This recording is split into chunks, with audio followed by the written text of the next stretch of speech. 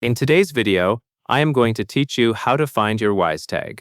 Before we begin, make sure you are logged in to the dashboard where you manage your payments. If you are already in the right place, you are ready to move quickly through the steps. This is a simple process, but it is helpful to follow along carefully so you can find the exact section where your Wisetag is shown. First, click Payments. When you do this, look for a navigation menu or sidebar on the screen. The Payments option is usually grouped with Other Billing, Transactions, or Account Tools. Click it once, and then give the page a moment to load. The reason this step matters is that your Wisetag is not typically shown on the main overview page. It is usually connected to payment settings, so going to the Payments area ensures you land in the correct place. Next, find the Wisetag section. After you click Payments, scan the page for a heading or a labeled area that specifically mentions Wisetag. Sometimes it may appear as a subsection within the payment settings, and sometimes it can be located a bit lower on the page, depending on your layout. If you do not see it right away, take a moment to scroll through the payments page.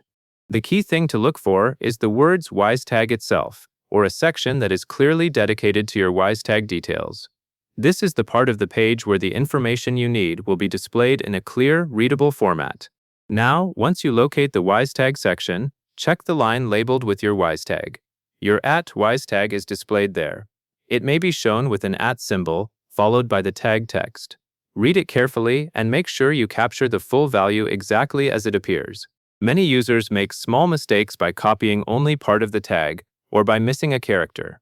Take your time here, because the Wisetag is the identifier that ties your account information to the correct place. If you are viewing the Wisetag and it looks like a short code or handle, that is exactly what you should expect. It is meant to be easy to recognize and quick to enter when needed elsewhere.